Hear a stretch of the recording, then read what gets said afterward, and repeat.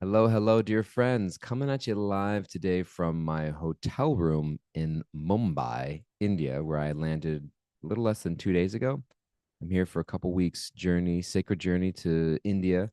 I'm leading a group every year. I like to take people to India and do a little spiritual recharge, reset our batteries, refocus, go inside, and give us an opportunity to just connect in a way that nourishes us for the rest of the year. So, first stop, Mumbai, not because it's necessarily the holiest and most sacred places in the universe. It's just the entry point.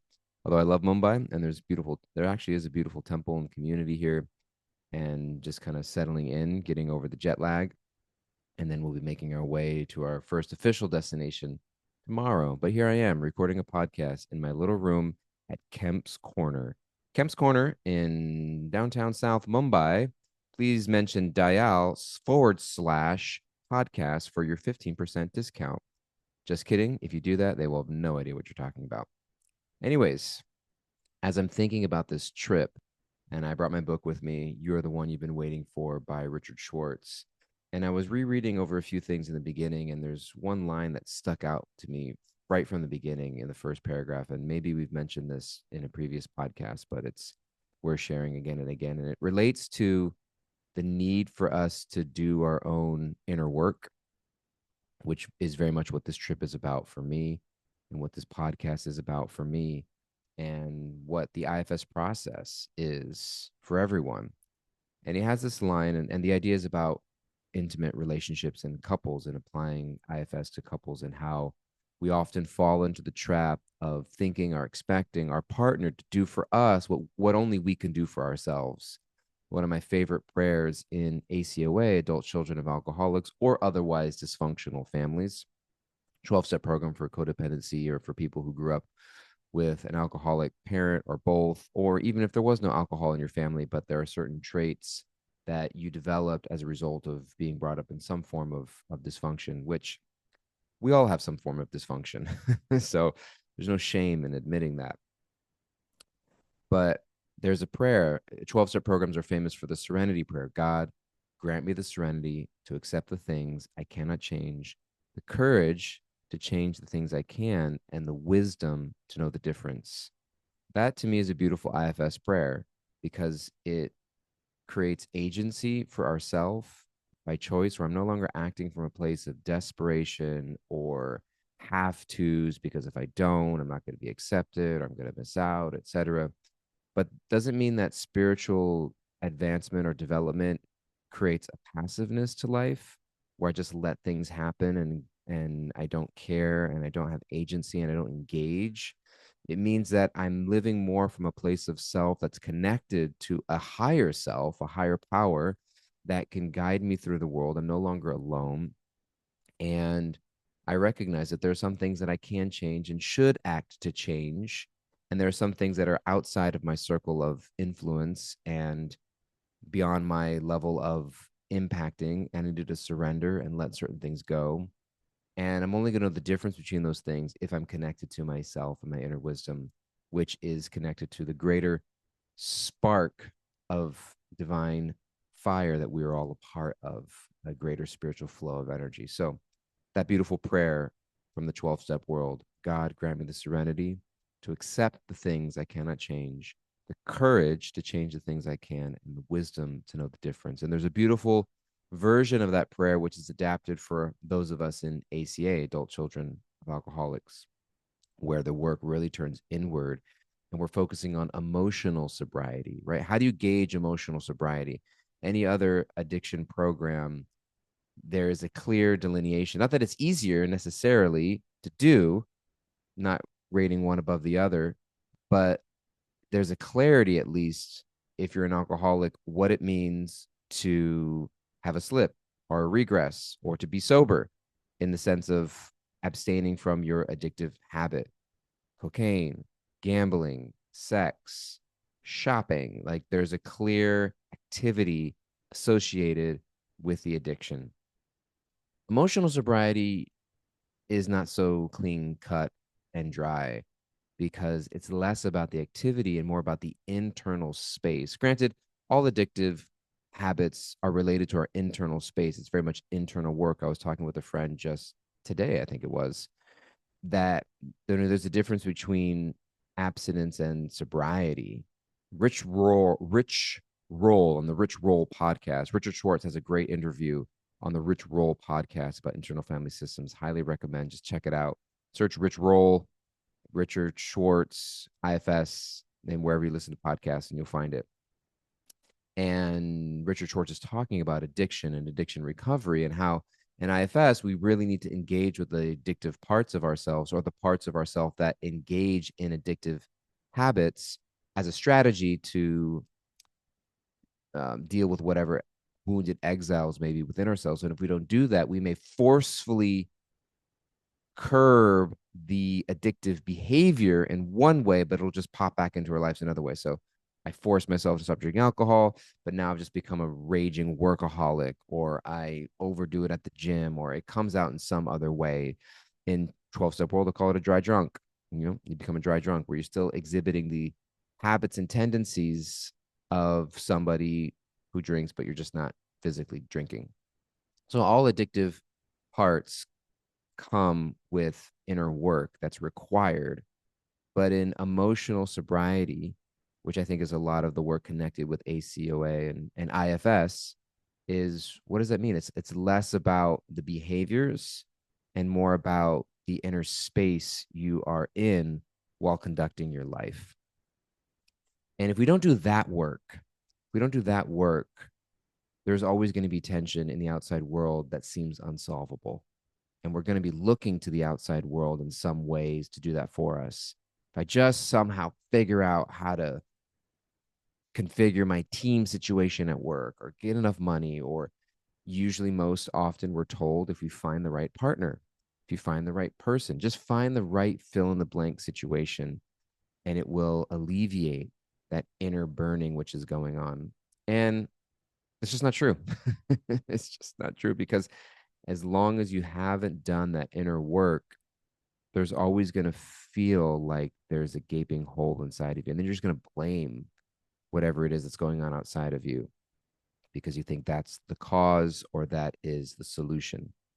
And right in the beginning of this book, there's this beautiful line that I reread and it struck me. I read it on the plane and I wanted to share it with you. So he's giving this case study example of this couple that is on the verge of an intense breakup. They've been to therapy, they've gone to couples counseling, they've tried all the techniques, they've been given the communication tools. And he says they have been miserable for 4 years and have gone through 3 other marital therapists, as well as several weekend retreats for couples. They're trying really hard. Religiously, this is the line that I wanted to read. They practice the communication skills they have been taught, and sometimes find them helpful in the moment. But the structure falls apart once either of them touches a sore spot in the other. So I'm going to read that again. The structure falls apart, meaning that they're trying things, and there's little tools and techniques of how to communicate and how to be more sensitive around each other and be more respectful, etc. There's helpful tools which are important and can help in the moment. But the structure falls apart, meaning that it all comes undone. There's a blow up, things stop working. We're back at square one once either of them touches a sore spot in the other. In IFS, we'd call that once a wounded part of us gets triggered, once an exile comes out from hiding or the subconscious and reemerges, which is that wounded part of ourselves that we need to take responsibility for as the primary caretaker in our life. And so that's why all the communication tools, all of the whatever it may be, can be helpful in a relationship. But at the end of the day, we have to ask the question, what part of me is getting triggered in all of this in the first place? That's the greatest question we can ask in any relationship. When there's a conflict, when there's a tension, when there's a dissatisfaction, when there's a blow up, when there's whatever, what part of me is being triggered in this in the first place? And it might be a number of parts. And the way that IFS works, which is so beautiful, is that it approaches things with systems thinking, and no part exists in isolation. So as one part gets triggered, that triggers another part in me, which sets off a chain reaction and often puts myself in some sort of a cycle that repeats itself. One part gets triggered, that triggers another. My shame gets triggered, that requires a reaction. That reaction triggers another action, which triggers more shame, which triggers the initial reaction, et cetera, et cetera, et cetera. That's our inner work. And it doesn't mean that relationships don't matter. It doesn't mean that it doesn't matter who you're with or how they treat you, et cetera. But all of that in some ways, I won't I won't say in terms of primary or secondary level of importance, but what I will say is that none of that will really matter a whole lot. All of the external behaviors and rules and communication techniques, unless you're really doing that inner work. And I know what everyone's thinking. And this comes up, Richard Schwartz shows it directly in the book just a few paragraphs later, where the first thing that somebody says, well, I'll do it if he does it, if she does it. Well, I'm not, I'm what if I do the inner work, but they don't, and it's not going to work. That may be true, but you will have the inner clarity to know what to do in that situation of whether you want to stay or be in that relationship, whether it's working for you. Why are you staying in a relationship that's not working? And yes, because I want to make it work, etc. But this happens oftentimes with couples. I've done it, and I see it often. We accuse our partner of being so terrible. He never listens, and he's so terrible, and you treat me so bad, etc. And this is an honest question. This is not like a facetious, passive aggressive question. Then why are you with me? Why are you with such a person? Right? That's a question to ask. Why is a part of you so bent on staying with somebody that you think is the worst person on the planet? And what that reveals is that the person's not the worst person on the planet. And that's just a, a reaction that's being given to avoid you doing your own inner work, right? Because if they really are such a horrible, terrible person, then you shouldn't be there. You should figure out an alternative plan. You either need to, this happens sometimes, somebody will say, I don't trust them, or they don't listen, or whatever it might be, some issue that you're having in a relationship. You need to decide, can I trust them? Am I willing to let them earn my trust? And am I clear what it's going to take to earn my trust? And so if you're in a relationship and someone says, well, I don't trust you anymore, or I'm not talking about massive infidelities, you cheated on somebody, but sometimes people just, they say things, they say mean things, or they don't follow through with commitments, or they've been disappointed and trust erodes, right? You don't need to have an affair in order to erode trust. But if trust erodes in a relationship, you owe it to your partner to let them know if it's possible to build trust back. Because if it's not, that's good to know and be like, you know what? I'm never going to trust you again. And we need to figure out what to do from there. Or I am willing to trust again. And it's my responsibility to try to let you know what it's going to take to build that trust, to give you a chance to do that. Now we're working together. It's no longer me against you. It's us working together to rebuild a broken trust in this relationship. And if it's never going to repair, then you need to stop forcing your partner into a doomed to fail situation, because nothing they do is going to be enough. And so when you get to this space, so it doesn't mean that it doesn't matter how somebody treats you or what kind of partner you have. But when you're from a place of self and you're doing that inner work, you will have the inner clarity and courage to know what to do. You'll have the inner clarity and courage to speak up and say, this is what I need. This is what it's going to require for this relationship to work. This is what I need in order for you to repair whatever was broken, etc. And they'll have the inner clarity to know whether they can do that or not, and whether you want to continue. So primary is being able to do the inner work. Am I doing my own inner work, regardless of whether my partner is doing theirs? That's not the requirement.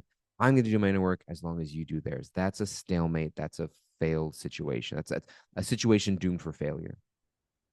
Nobody can prevent you from doing your inner work.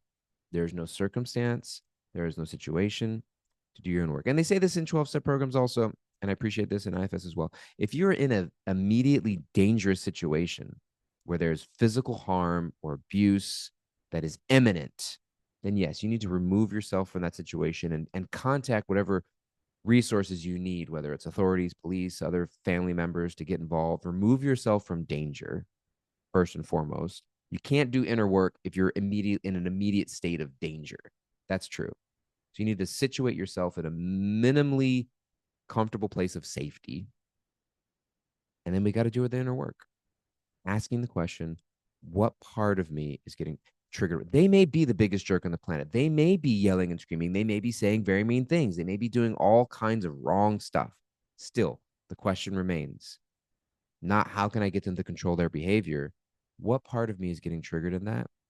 And how can I address that part of me? Because otherwise, as we hear in the case of this couple, he says it's Kurt and Marissa, which probably the names have been changed to protect the innocent in the book.